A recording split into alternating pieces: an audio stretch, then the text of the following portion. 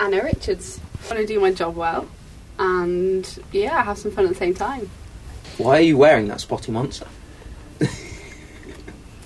Does it not look alright? Do you want an honest answer to that? Oh, Shanto, you can talk for your dress sense. What's wrong with this? Okay, well, that's alright. But other things. The biker boy jacket. The jacket. What's wrong with the jacket? I look like a biker. I look great in that jacket. You could turn up to some dodgy pub and fit right in. It's a classy... it's not a classy leather jacket. A classic leather jacket. No, it's a leather jacket which looks reasonably classy. I'm afraid it is kind of halfway up from Matrix, so it's the cool stage. Slightly too long for cool jacket, and it's a biker jacket. Oh, let's finish this, Joseph. Okay. Someone else ask you a question. So, what exactly does your job involve then? I can't tell you everything of that. You know that I'm a spy. Everyone in this room has signed the Official Secrets Act. Oh, right, okay. That's nice. Even the camera? This is being recorded for MI5 training files. Nobody outside this office. So, what would you consider the most exciting parts of your day-to-day life then? I think trying to work out what exactly is happening, and that involves a lot to do with the team as well. I think it's a lot of trying to work out who's going to be responding to each other in the best way, and especially with new people, you've got to be sensitive to that. You've obviously got a interesting relationship with some of your team members that seems to involve a little bit of bickering. Interesting's quite a good word for that. It's probably the best way to put that. What's it like working with people from MI5? I mean, did you do other jobs before you came here, and is it a sort of different working environment? Are the people sort of different to ordinary people somehow, or are they just your everyday Joe Bloggs off the street? I'd say that people that have been in it for a while, we've all got kind of mutual understanding that we're all a bit crazy. Crazy to do this job. Yeah. Yeah, but generally just a mixture of different people, and that's what I like about it.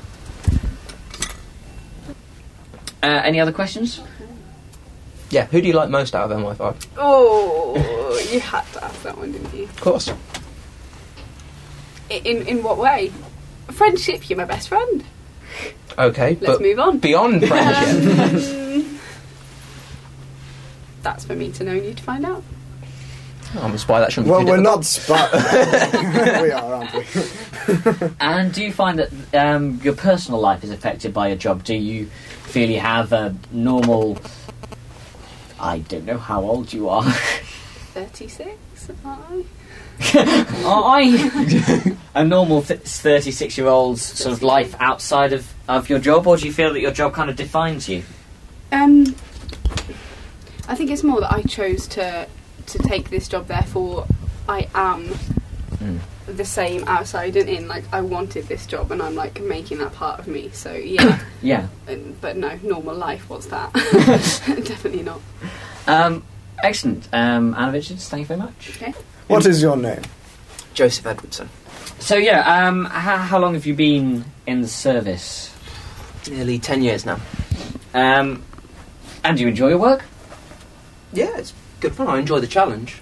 It's always nice to sort of be on edge. It's sort of, it gets a bit boring sometimes, but then something really exciting will happen, and it's good fun working in the team. I get on with people I work with. So you've got a good working environment then. Would you say that there's a healthy relationship between you and your superiors? I wouldn't go quite as far to say it's healthy. I respect my superiors most of the time. I have problems with spooks who sit behind desks, and they've kind of forgotten how we do our job. But no, I have no problem at all with Robert. He's a bit messed up, but he gets the job done, so my kind of guy. Excellent. So is that what you put first then? You get the job done. Is that the be-all and end-all? Or are other factors important? Do you consider sort of morality outside the workplace? Are you thinking of yourself in sort of the grand scheme of politics around the world, or are you just a guy doing a job? I'm a guy doing a job. It'd be nice to think of myself as I made a difference today. That would be lovely, but I'm a bit more realistic. I know that nothing that I do will, people in the other side of the world will not recognise what I do. I will retire, I will finish, and no one particularly is going to miss me, or. Well, of course, in this job, nobody recognises anything you do. That's the whole point. How do you sort of deal with that? Because surely, sort of in a situation where you do this job that's so important to national security, or maybe you just sit behind a desk and fill out paperwork. I don't know. But do you kind of feel frustrated that you're not like if someone in the army does an amazing job, they get medals, they go on national television, go to award ceremonies. If you do a brilliant job, you maybe get a slightly dodgy pension. No, I don't mind that. I think you've got to be a bit of a glory hound if you did get bitter.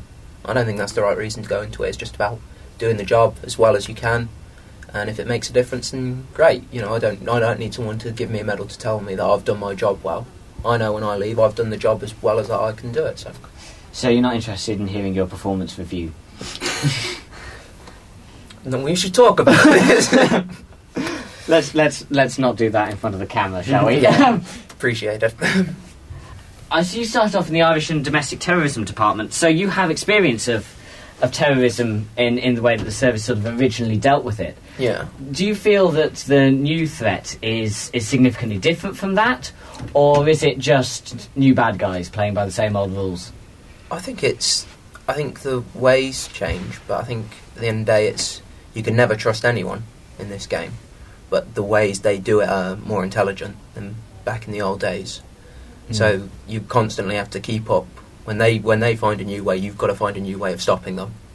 And I think that's the bigger challenge nowadays. It's not like the old days. Yeah. And of course, you've chosen to move into counter-espionage. So you're no longer working against terrorists, you're working against other nations. There's sort of a bit of an implication nowadays that the Cold War is dead and gone. Do you feel that you're doing a job that's a bit superfluous? Only 5% of MI5's resources go into this department. I think it's a very important 5%. I think there are still dangers. I don't think the Cold War will ever really be over. Just because someone has said the title of the Cold War is over doesn't mean that there still aren't tensions between. And I understand there's actually more Russian spies in Britain now than there were at the height of the Cold War. So do you feel that your department is underfunded, in fact? And there's also many people feel there's a threat from Chinese, particularly in terms of industrial espionage. I'd go as far to say that, but of course it's all about money, isn't it? Always trying to get a bit extra. But it's like getting blood from a stone, so I'm not exactly holding my breath. Fair enough. Any other questions? Do you feel that the job's kind of changed then? You said about like the good old days. Do you find that your role's changed? Sort of. I think I do more paperwork now than I used to. It's less about go out, shoot the bad guys, and come home. Not James Bond, then? Well, no. We'd all like to be, wouldn't we? It'd be great if it was. But no, you do more paperwork. It's more about research, and it's more about making sure that we know everything that we can possibly know, which means that hopefully we can do our jobs better and hopefully make a bit of a difference. Anyone else? Well, Joseph Edwardson, thank you very much.